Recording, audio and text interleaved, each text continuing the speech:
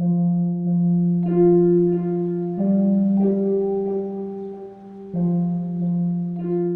really not trying to outsource our ideas to you as much as make it a collective exercise that takes us somewhere interesting, takes us somewhere beyond sort of usual conversations.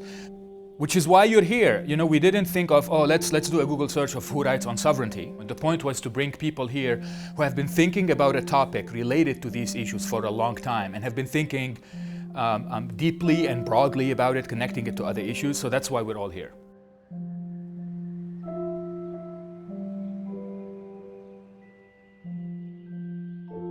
The entire point of the workshop was to gather a bunch of people that are doing really interesting works in very different contexts and sort of theorize together and think through together what digital sovereignty could be.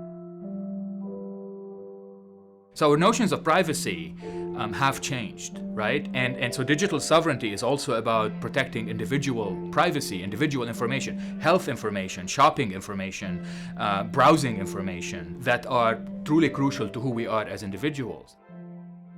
But I think a lot of it is very performative. That's what I was wondering about your paper, Stas, too, in terms of how much of this e-Estonia is kind of a performance. It's less of a performance for the domestic audience because they're living in that reality and they know the realities of digital Estonia. We see this occurring on both the kind of the performance of sovereignty and actually the physical manifestation of this through the.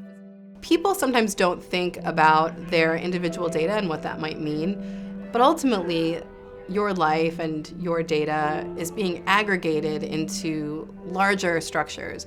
And those larger structures can be used for AI tools, which can do everything from, for example, replace you in the workforce, or trick you so that you feel like you're interacting with a human, but you're actually interacting with an AI.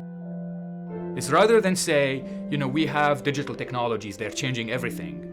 We say, no, wait a second, we're beginning with a human. We're beginning with people who have ideas, who have feelings, who have aspirations, who have fears and anxieties, who have rights and duties in society.